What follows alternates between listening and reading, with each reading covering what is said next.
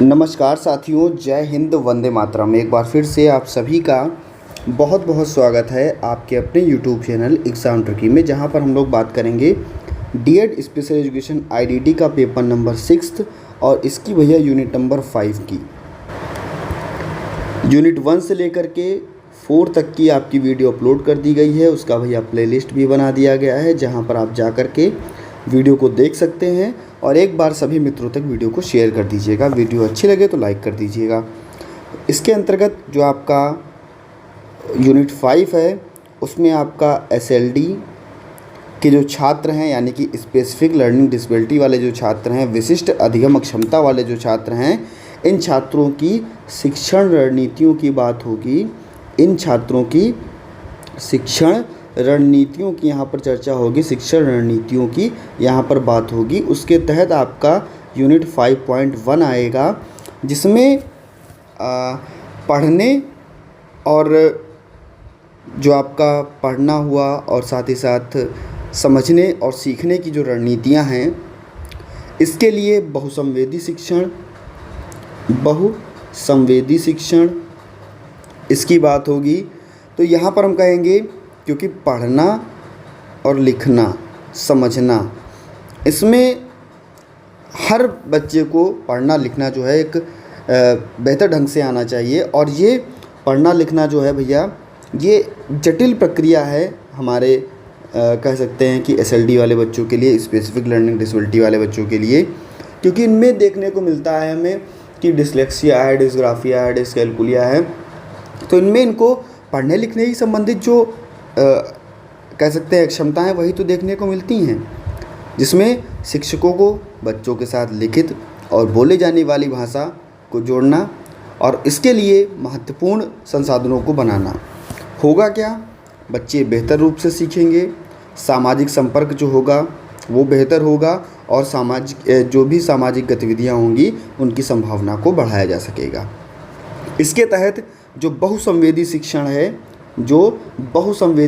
है, उसकी हम लोग बात करें तो बहुसंवेदी शिक्षण में जो भी आपका यहाँ पर आर्टन गिलिंघम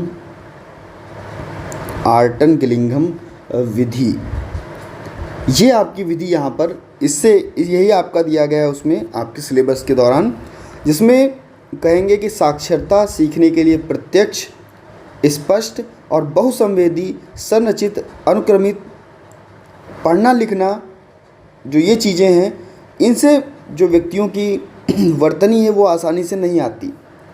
जैसे कि देखने को मिलता है बच्चे में डिसलेक्सिया है, डिसग्राफिया है, तो उसमें क्या है कि बच्चों को अच्छी तरह से समझ और अभ्यास कराना,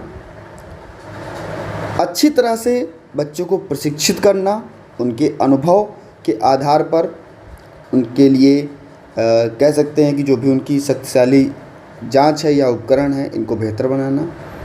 इसमें जो भी आवश्यक पाठचर्या सामग्री है, इसके दृष्टिकोण को बेहतर किया जाए। समय समय पर बच्चे का ज्ञान और अभ्यास कराया जाए। और ये भी कह सकते हैं कि महत्वपूर्ण संख्या पद्धति, पढ़ना लिखना बच्चे के लिए बेहतर बनाया जाए। इसमें ऐसे पढ़ने लिखने वाले पद्धतियों का प्रयोग किया जाए जो आपके आर्टन गिलिंघम सिद्धांत के अनुसार आएंगे। आपका हुआ संरचित, अनुक्रमित, संचयी, स्पष्ट और बहुसंवेदी। तो इसमें अगर हम बात करें कि आर्टन गिलिंघम दृष्टिकोण में एक एक शिक्षक छात्र निर्देशात्मक मॉडल से जुड़ा होगा, छोटे समूह जिनका निर्देशन, जबकि उपागम में सफलता और अनुकूलन के साथ में कक्षा निर्देशन के लिए जो भी मूल्यांकन होंगे, इसको प्रदर्शित किया जाएगा। इसमें पढ़ने लिखने, वर्तनी, इनकी कठिनाइयों को, इनके दृष्टिकोणों को प्रमुख रूप से माना जाएगा। उन छात्रों के लिए सफलतापूर्वक अनुकूलित किया जाएगा जो इसके लिए, इनके सीखने के लिए ज़रूरतों को कह सकते हैं, ज़रूरतों को केंद्रित करते हों। उसके तहत जो भी डिसलेक्सिया है, इससे पीड़ित छात्र, डिस्ग्राफिया से पीड़ित छात्र, इनकी सोच और इनके उपयोग में जो भी भाषा है उनको पहचानना, व्यवस्थित ढंग से अधिक सहायता करना, ये सारी चीज़ें जो हैं आपको इस विधि के द्वारा देखने को मिलती हैं। इसमें जो स्ट्रक्चर्ड है यानी कि संरचना है या संरचित है, स्ट्रक्चर है या संरचना है या संरचित है, तो इसके अंतर्गत यह रणनीति गतिविधियों और पैटर्न, जो भी विभिन्न गतिविधियां हैं और उनके पैटर्न हैं, उनको सुसंगत सेट के आसपास इनको आयोजित कराया जाए। छात्र हमेशा जानता है कि पाठ में क्या क्या उसे आसानी से और गतिविधि में बदल कर सिखाया जाए। इसमें उसकी दिनचर्या से उसे परिचित कराया जाए और उसे क्या दिया जाए, छात्र को एक मुक्त वातावरण दिया जाए, छात्र को एक मुक्त वातावरण दिया जाए जहाँ पर बच्चा सीखे। ऐसे ही आपका अनुक्रमित है या अनुक्रमिक है। इसके अंतर्गत जो भी कौशल है उसको तार्किक क्रम में, कौशल को तार्किक क्रम में पढ़ाया जाए, तर्क के द्वारा पढ़ाया जाए, जहाँ पर बच्चा धीरे धीरे सरल चीज़ों से बढ़ते हुए आगे कठिनता की ओर बढ़े, सरल चीज़ों से आगे जटिल चीज़ों की ओर बढ़े और इसमें वर्तनी, नियम, प्रत्यय, इनको सबको शामिल किया जाए और जीवन कौशल को बेहतर बनाया जाए।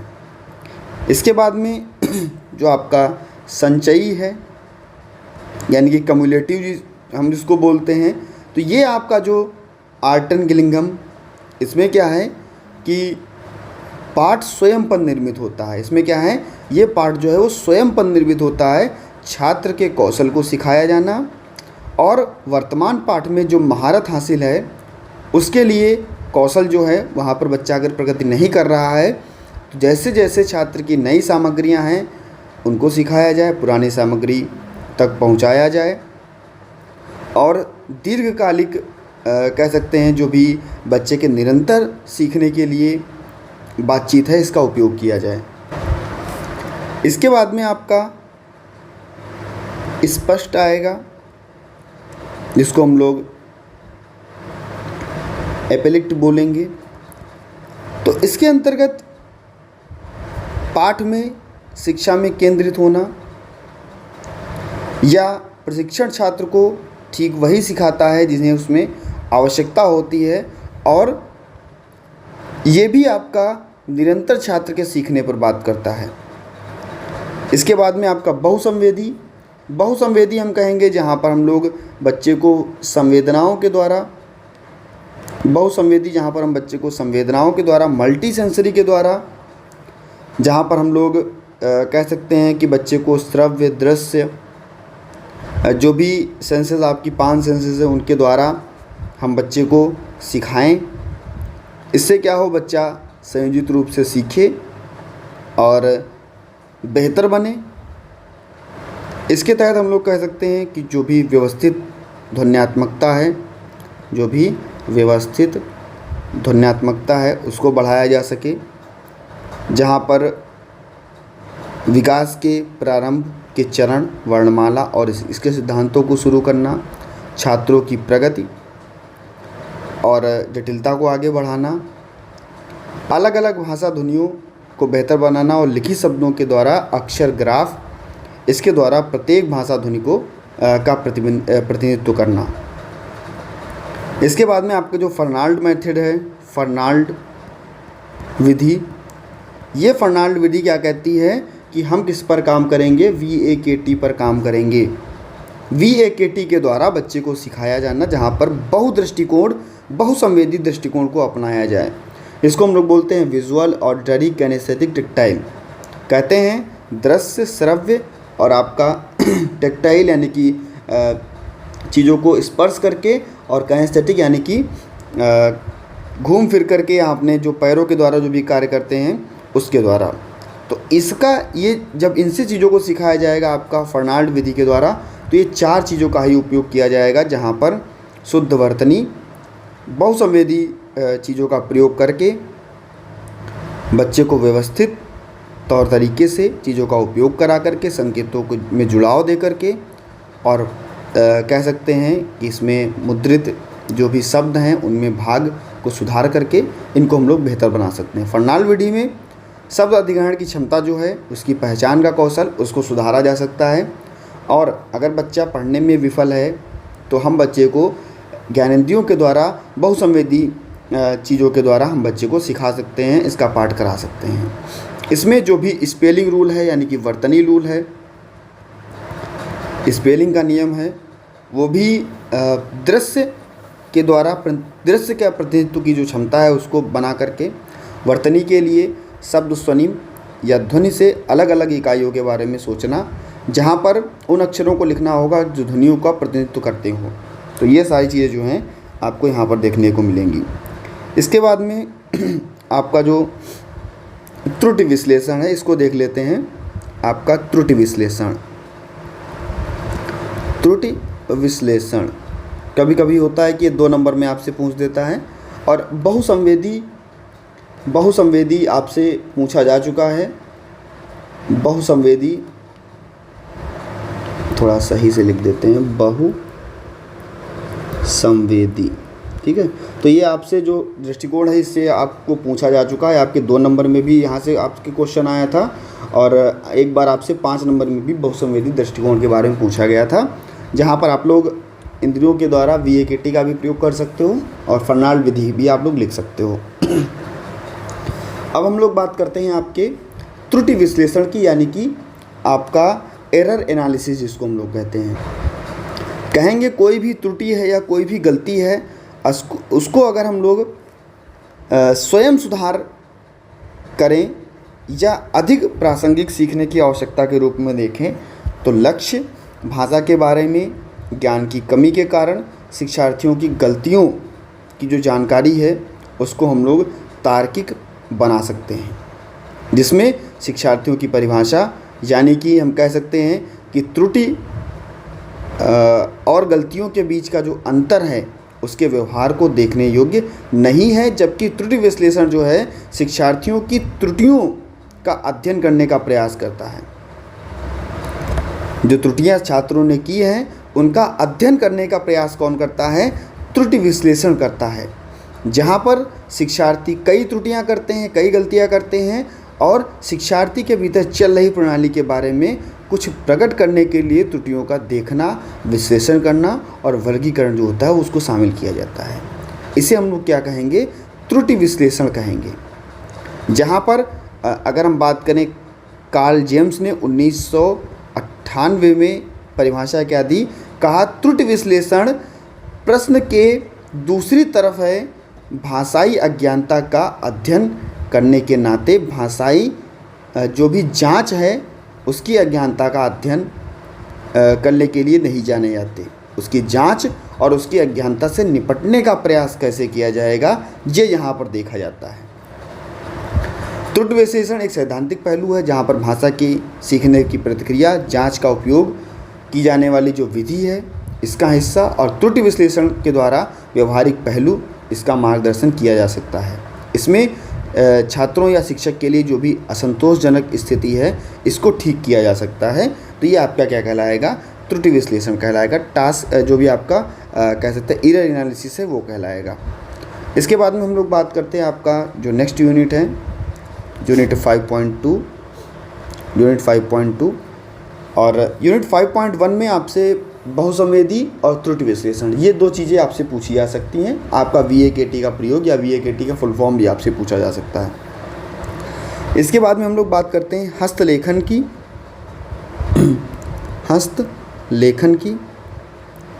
हस्तलेखन वर्तनी की अगर हम बात करें, सीखने की रणनीतियों की बात करें, सीखने की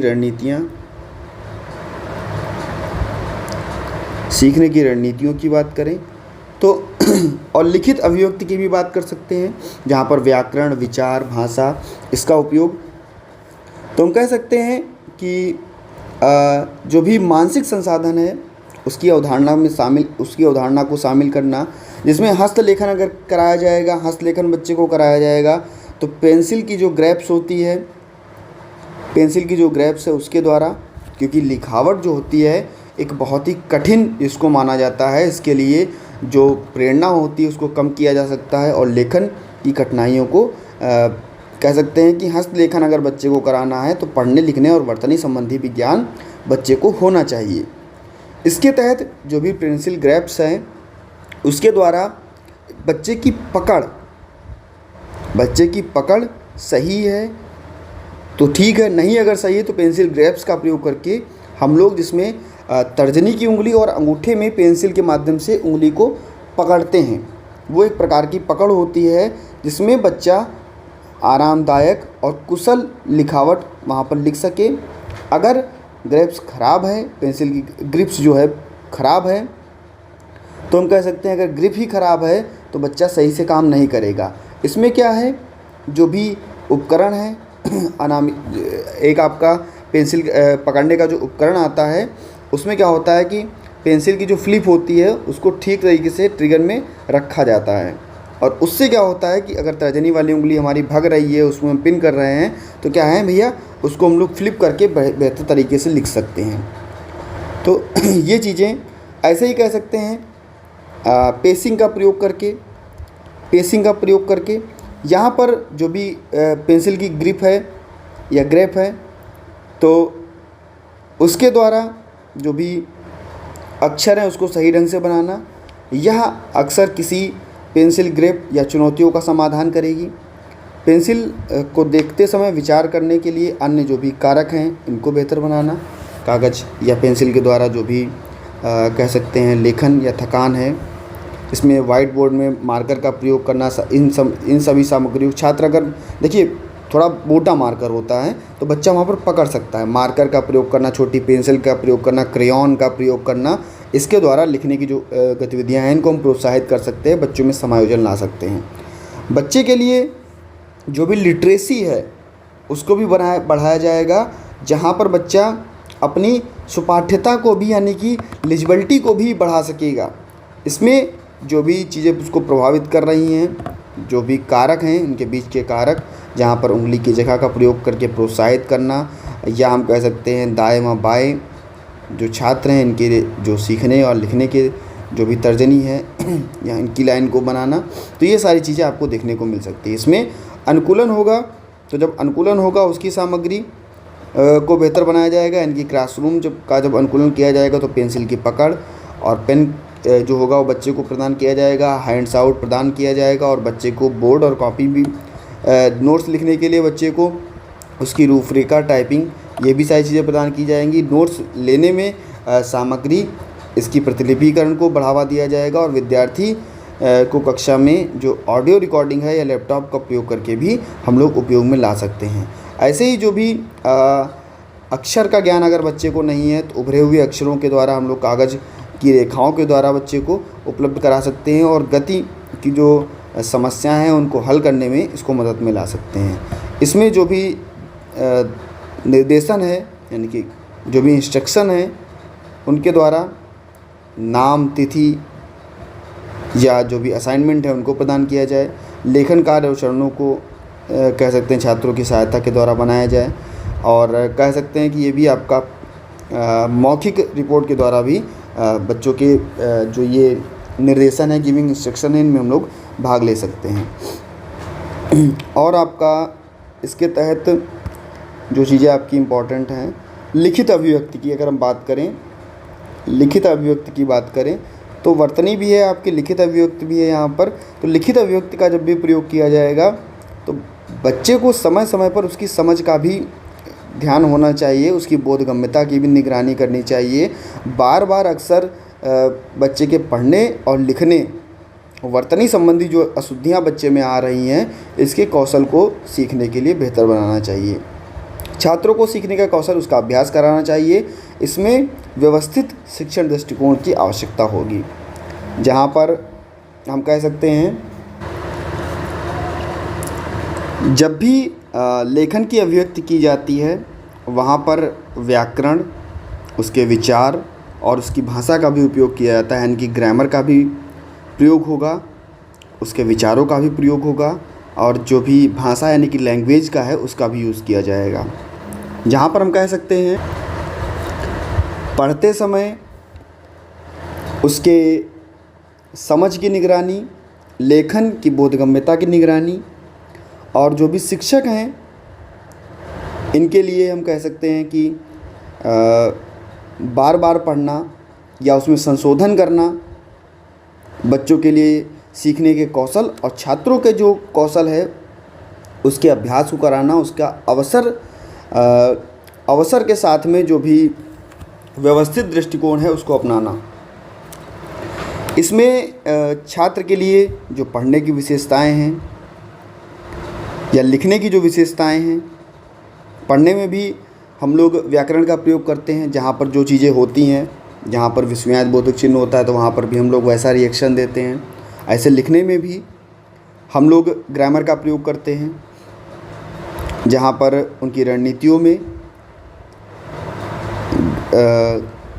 सरल चीज़ों को देखना, प्राथमिक स्तर पर उनकी अलग निगरानी, और जो आपका माध्यमिक स्तर पर है वहाँ पर बच्चे को और प्रभावी ढंग से उनकी आवश्यकता के अनुभूत कौशल को प्रदान किया जाता है।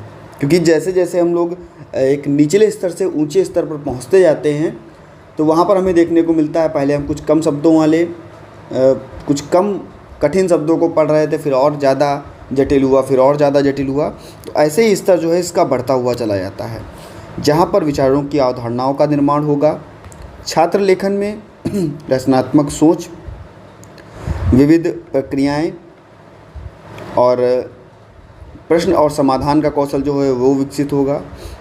इसमें जो भी विभिन्न समस्या तकनीकियां हैं उसकी अवधारणाओं का विकास, इसकी सोच और दृश्य क्रियात्मक छवि और वस्तुओं और प्रतीकों के द्वारा जो भी प्रक्रिया है उसकी व्याख्या करना, इसका निर्माण करना जो है वो शामिल किया जाएगा। इसकी बुनियादी जो क्षमता है उसका विकास हो जाएगा। तो हम इसके बाद में बात करते हैं आपका 5.3 की, जहाँ पर गणित पढ़ाने की रणनीतियाँ होंगी। गणित पढ़ाने की रणनीतियाँ ये आपके लिए बहुत इम्पॉर्टेंट हैं। गणित पढ़ाने की रणनीतियाँ, इसको आप लोग वेरी वेरी इम्पॉर्टेंट लगा लीजिए कि गणित कैसे पढ़ाई जाएगी। देखिए, गणित में जो भी रणनीतियाँ हैं उसमें कह सकते हैं जो हमारे उच्च समर्थन वाले बच्चे हैं इनके लिए सबसे पहले संख्या का ज्ञान हो, समानता का ज्ञान हो और स्पष्ट व्यवस्था को निर्देशित किया जाए, जिसमें प्रभावी गणना की रणनीतियों का भी अभ्यास कराया जाए और प्रत्यक्ष निर्देशन दिया जाए, जहाँ पर प्रत्यक्ष और व्यवस्थित निर्देशों का पालन किया जाए। इसके तहत जो भी गणित है उसमें बच्चे को सबसे पहले हम लोग कह सकते हैं कि संख्या का ज्ञान कराएं, फिर हम लोग प्लस हुआ, माइनस हुआ, गुणा हुआ, भाग हुआ, ऐसी चीज़ों के बारे में ज्ञान कराएं। यानी कि बच्चों के लिए जब गणित सिखाई जाए तो उनके लिए जोड़, घटाना, गुणा, भाग से भी परिचित कराएं। इसके लिए हम लोग फ्लैश कार्ड, ट्रायंगल और आपका कह सकते हैं गेम्स, ICT का प्रयोग, इनके द्वारा हम बच्चे को बेहतर गणित सिखा सकते हैं। इसमें जो भी तथ्य शामिल किए जाएंगे उनको आवश्यकता को नियमित रूप से अभ्यास कराना, इसकी सारणी के प्रति चीज़ों को, चुनौतियों को बेहतर बनाया जाएगा। इसमें जो भी अवसर होंगे उनका लाभ दिया जाएगा, यानी कि जो बच्चे हैं उनकी समस्याओं को हल करना। रटने की जो प्रक्रिया है उसकी बजाय बच्चों के लिए रणनीतियों पर ध्यान देना, बच्चों को करके सीखना और समस्या समाधान का जो क्षमता है उसको विकसित करना। इसमें जो भी जोड़ तोड़ है, चित्र, मौखिक या लिखित शब्द हैं, इनको हम लोग प्रतीकों के माध्यम से बच्चे को उपयोग करा सकते हैं। और जो भी समस्याएं हैं, मान लीजिए कि बच्चा सब, क्योंकि हमारे जो SLD बच्चे होते हैं खास करके कहते हैं कि भैया 10 को लिख रहे हैं 01 या 6 को लिख रहे हैं 9, तो जब ऐसी समस्याएं आती हैं तो वहाँ पर भी बच्चे को हम लोग बार बार इन चीज़ों का अभ्यास कराते हैं। बच्चे के लिए जो भी जोड़ है, घटाव है, एल्गोरिथम है, दूसरी कक्षा में जो भी उसकी चुनौतियां हैं या उसके ऊपर धीरे धीरे जो भी चीज़ बढ़ती हुई जा रही हैं, हमने सीधे संख्या से लेकर के बच्चे को चराचर तक ले गए, यानी कि बच्चे को हम लोग अंक गणित, बीज गणित, इनका भी हमने ज्ञान कराया। तो ये सारी चीज़ें जो हैं दिन पर दिन बच्चे की बढ़ती हुई जाती हैं। यहाँ पर बच्चे के लिए जो भी रणनीतियाँ होंगी उसमें जोड़, घटाव, गुणा, भाग, इनको हम कैसे फ्लैश कार्ड के माध्यम से, ट्रायंगल शेप के माध्यम से, फैक्ट फैमिली के माध्यम से, गेम्स के माध्यम से, आईसीटी का प्रयोग करके, दृश्य के माध्यम से बच्चे को जोड़ तोड़ का प्रयोग करके हम लोग बच्चे की अवधारणाओं को बेहतर बना सकते हैं। उनको याद कराने के लिए बार बार क्या कराएंगे, अभ्यास कराएंगे। इसके बाद में आपका आता है 5.4, जहाँ पर मेटाकॉग्निशन की बात आती है। मेटाकॉग्निशन की बात आती है। मेटाकॉग्निशन विकसित करने की रणनीतियाँ। मेटाकॉग्निशन विकसित करने की रणनीतियाँ, इनकी बात आती है तो कहते हैं मेटाकॉग्निशन जो है उस ग्रीक शब्द जो है मेटा, उससे लिया गया है, जिसका अर्थ है परे, और लैटिन भाषा में कॉग्निशन शब्द का अर्थ होता है जानना। तो हम कह सकते हैं कि मेटा के अधिक आधुनिक उपयोग का प्रयोग करके सोचने या सोच के बारे में, जो सोच है उसके बारे में चीज़ों को परिभाषित किया जाएगा। सोचने के बारे में जो सोच है उसको परिभाषित किया जाएगा मेटाकॉग्निशन में। मेटाकॉग्निशन आपके सोचने के तरीके को प्रतिबिंबित करता है, गंभीर रूप से विश्लेषण की क्षमता को बढ़ाता है, जहाँ पर आत्म जागरूकता, प्रदर्शन में निगरानी, चिंतन और विश्लेषण, इसको सक्षम बनाया जाएगा और प्रभावी ढंग से जो सीखना है वो बच्चे के लिए प्रेरित किया जाएगा। मेटाकॉग्निशन शब्द जिसका उपयोग उन तकनीकों में किया जाएगा जो शिक्षार्थियों के समझने में मदद में शामिल की जाएंगी। दूसरे शब्दों में मेटाकॉग्निशन का अर्थ होगा सोचने के लिए बनाई गई प्रतिक्रिया। यानी कि मेटाकॉग्निशन शब्द जो है आपका शिक्षार्थियों और उनके व्यक्तिगत सीखने के अनुभव और गतिविधियों के बारे में जागरूकता में मदद लाएगा। इसमें पेशेवर और व्यक्तिगत विकास जो है उसमें बेहतर दिशा मिल सकती है, या जो भी मेटाकॉग्निशन है उसकी गतिविधियों में सीखने के कार्य, उसके लिए योजना बनाना, उसकी किसी भी समस्या को हल करना और रणनीतियों को लागू करना, अपनी प्रगति और मूल्यांकन में आत्म मूल्यांकन करना आपका मेटाकॉग्निशन के अंतर्गत आता है, जिसमें मेटाकॉग्निशन में छात्र सीखने में फ़ायदेमंद होता है और इस बात पर चीज़ों को प्रतिबिंबित करता है कि क्या जानना चाहते हैं। चिंतन सीखने और सिखाने के लिए कितना महत्वपूर्ण है। शिक्षकों को अपने अभ्यास में चिंतनशील होना चाहिए और छात्रों की ज़रूरतों को पूरा किया जाना चाहिए। उसके विकास के कौशल का मूल्यांकन और कह सकते हैं कि मेटाकॉग्निशन जो है उसको विकसित करना, इसके लिए तर्क और संस्कृति मेटाकॉग्निशन इसमें महत्वपूर्ण घटक के रूप में इसको देखा जा सकता है। इसमें क्या है, जो रोज़मर्रा है उसके लिए जो भी बेहतर उपयोग है, इसकी रणनीति को बेहतर बनाना, स्पष्ट शिक्षण को बेहतर बनाना, पूर्व ज्ञान में सक्रियता, नए कौशल को नए ज्ञान से परिचित कराना और इसका अनुप्रयोग करना, मॉडलिंग, स्वतंत्रता और अभ्यास के माध्यम से पर्याप्त अवसर प्रदान करके उस पर ध्यान देना। जो भी छात्र हैं इनकी निगरानी की जाए, इनके लिए योजना बनाई जाए और मूल्यांकन में सहायता किया जाए। यानी कि छात्रों के लिए शिक्षण कौशल, इन चरणों के आसपास जो भी संरचना का कार्य है, तकनीकें हैं, इनमें आंतरिक रूप से देखा जाए, स्वयं के सीखने में नियंत्रण किया जाए और इसका उपयोग किया जाए। जो भी सोच है, मॉडलिंग है या सोच है, इसके समस्या के विचारों को बेहतर बनाया जाए, विश्लेषण किया जाए और इसका उपयोग करके प्रतिक्रियाओं को मौखिक रूप दिया जाए, जहाँ पर सोचने में आसानी हो सके और बेहतर बन सके।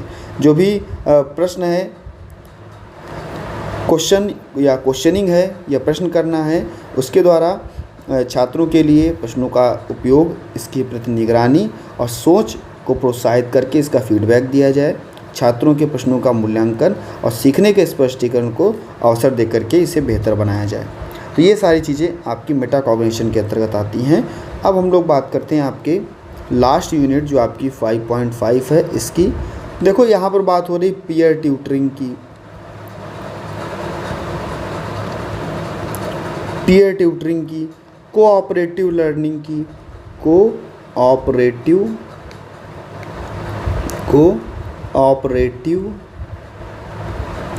लर्निंग की, कोऑपरेटिव लर्निंग की या टीचिंग स्ट्रेटजीज की, टीचिंग स्ट्रेटजीज की। तो इनकी हम लोग बात करते हैं कि पीयर ट्यूटरिंग या कोऑपरेटिव लर्निंग क्या है। तो कहते हैं पीयर ट्यूटरिंग या हम जिसको कहते हैं सहकर्मी शिक्षण।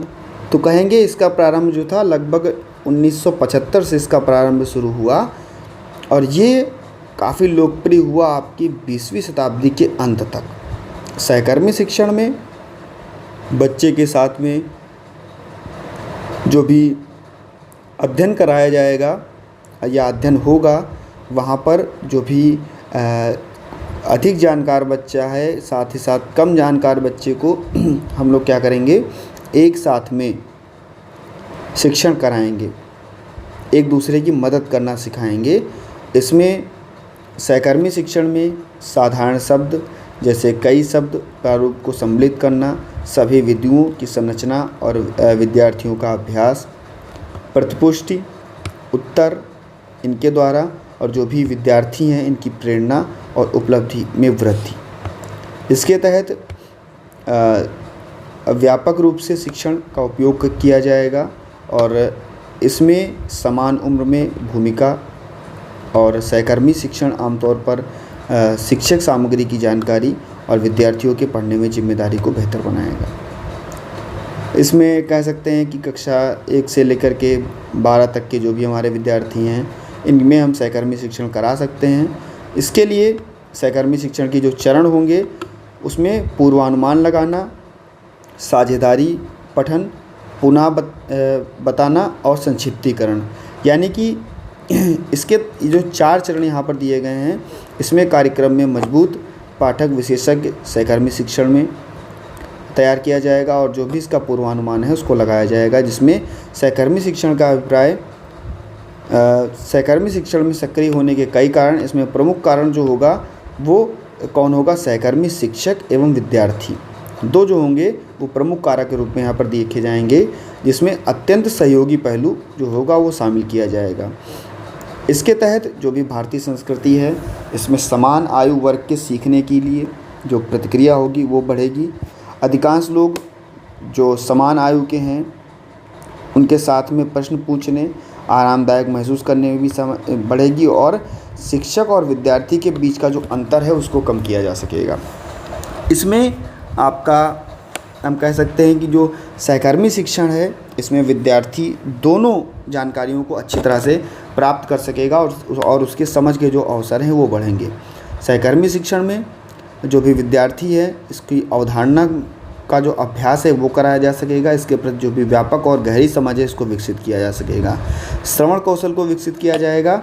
इसके लाभ की अगर हम बात करें, लाभ क्या होगा, सहकर्मी शिक्षण का लाभ क्या होगा, तो कहेंगे सहकर्मी शिक्षण विद्यार्थियों को एक दूसरे का सहयोग करने में, क्योंकि एक विद्यार्थी दूसरे विद्यार्थी को यहाँ पर पढ़ा रहा है तो एक दूसरे का सहयोग करने में कह सकते हैं समर्थन मिलेगा। अवधारणा का राष्ट्रीय शिक्षा संघ और अमेरिका का जो भी राष्ट्रीय शिक्षा संघ है इसको समर्थन दिया जा सकेगा। और ये भी हम कह सकते हैं कि इसके लिए जो भी शैक्षिक उपलब्धियां हैं इसको कम करने में इसका प्रयास करना, इसको बेहतर बनाया जाएगा। सहकर्मी शिक्षण गुणात्मकतापूर्ण कार्य और कक्षा निर्देशन में जो विकल्प हैं इसको बढ़ा सकता है और प्रमुख रूप से शैक्षिक उपलब्धि बच्चे की बढ़ेगी और व्यक्तिगत बुद्धि भी बच्चे की बढ़ेगी। शैक्षिक उपलब्धि में क्योंकि बच्चा एक दूसरे के साथ कार्य कर रहा है, अपने सहपाठियों के साथ कार्य कर रहा है, तो शिक्षक की जो यहाँ पर जिम्मेदारी है वो कम होगी और जो भी विद्यार्थियों की समझने की समझ है इसके द्वारा सहकर्मी शिक्षण को हम लोग क्रियात्मक रूप से कह सकते हैं उसके विचारों को कम कर सकते हैं। इसके तहत ये भी हम कह सकते हैं कि दोनों विद्यार्थियों की चीज़ों को दोहराना, अवधारणा का प्रयोग करना, ये शामिल किया जाएगा। और व्यक्तिगत वृद्धि में सहकर्मी शिक्षण में व्यक्तिगत वृद्धि में यानी कि बच्चे को अधिगम और विद्यालय के प्रति जो सकारात्मकता है उसमें बढ़ावा मिल सकेगा। दूसरी ओर जो जीवन है बच्चे का सकारात्मक परिवर्तन की ओर बेहतर बनेगा और बच्चा सीखने में आत्मविश्वास बच्चे का बढ़ेगा, जहाँ पर बच्चा मूर्त से अमूर्त चीज़ों को सीख सकेगा। इसके बाद में आपका कोऑपरेटिव लर्निंग या इसको हम लोग कहते हैं सहकारी शिक्षण, सहकारी शिक्षा या कोऑपरेटिव लर्निंग जिसको हम लोग कहते हैं। तो इसका उद्देश्य गतिविधियों को व्यवस्थित करना, इसके अलावा जो भी सामाजिक और शैक्षिक सीखने के अनुभव हैं इनको बढ़ाना। इसमें विद्यार्थी कह सकते हैं कि लिए समूहों को मिलाकर के कार्य करना। शिक्षा सुधारक जो जॉन डेवी थे इन्होंने इसको पेश किया था और जो इसका चयन किया गया था उस शिक्षक के द्वारा इसको उत्तरदायी बनाया गया था। इसके तहत जो भी सहकारी शिक्षण होगा उसमें औपचारिक शिक्षा, अनौपचारिक शिक्षा और सहकारी शिक्षा, ये तीनों अधिगम को यहाँ पर बेहतर बनाया जाएगा। यानी कि फॉर्मेटिव लर्निंग और आपका इनफॉर्मेटिव लर्निंग और कोऑपरेटिव लर्निंग, ये तीनों चीज़ें यहाँ पर आएंगी। यहाँ पर क्या होगा कि जो शिक्षक के समूह का यहाँ पर चयन किया जाएगा आपके औपचारिक अधिगम में, और इसके आधार पर जो भी समूह होगा उसको जातीय बनाया जाएगा। इसमें 5 व्यक्तियों से अधिक समूह का उत्पादन नहीं किया जाएगा। ऐसे ही आपका अनौपचारिक शिक्षा, जहाँ पर इसके विपरीत कार्य होगा, गतिविधियों को में आमतौर पर सभी को शामिल किया जाएगा और 2 या 3 से अधिक सदस्य यहाँ पर नहीं लिए जाएंगे और जांच जो भी वो भी बेहतर रूप से की जाएगी। और सहकारी में दीर्घकालीन सहायता के लिए, बहुत दिनों तक सहायता के लिए, यानी कि न्यूनतम अवधि या 1 सेमेस्टर के लिए बच्चे को एक साथ में रखा जाएगा और ये जो है आपका बहुत ज़्यादा दिनों तक चलता रहेगा। तो ये आपका सहकारी शिक्षण था। सहकारी शिक्षण की रणनीतियों में हम कह सकते हैं जो भी बच्चे की सीखने पर जोर देना, बच्चे को माइक्रो टीचिंग या सहयोग या सूक्ष्म स्तर को बढ़ाना, प्लानिंग को बढ़ाना, या हम कह सकते हैं बच्चों की प्रतिक्रियाओं के विचार को बेहतर करना, सीखने के लिए बच्चे को बेहतर बनाना, ये सारी चीज़ें जो हैं आपके यहाँ पर आपको देखने को मिलेंगी। यहाँ पर क्या होगा, बच्चे का अवलोकन बढ़ेगा, बच्चा स्वयं से करके भी सीख सकेगा, शिक्षक के साथ में उसकी जो जानकारी है वो एकत्र कर सकेगा और ध्यान जो है वो केंद्रित कर सकेगा, इसके अवलोकन पर ध्यान केंद्रित हो सकेगा। तो इस प्रकार से आप लोग देख सकते हैं। तो इस प्रकार से आपका ये भी यूनिट समाप्त होता है। अच्छे से पेपर दीजिएगा और मिलता हूँ दोस्तों पेपर के बाद। जैसे आपका पेपर होता है फिर आपसे वार्तालाप होगी कि कैसा आपका पेपर हुआ, कौन कौन सी चीज़ें आई और कितना आपका पेपर आपके लिए बेहतर हुआ। पढ़ लीजिएगा बेहतर, और आपने 1 साल पढ़ाई की और अब आपका एग्ज़ाम है, बस 1 दिन आपका बचा है। बेहतर पढ़िएगा, अच्छे से पढ़िएगा और अपने सभी मित्रों तक एक बार वीडियो को शेयर कर दीजिएगा। वीडियो अच्छी लगी हो तो लाइक कर दीजिएगा और सब्सक्राइब करने के बाद में बेल आइकन में ऑल का ऑप्शन प्रेस कर लीजिएगा। धन्यवाद दोस्तों।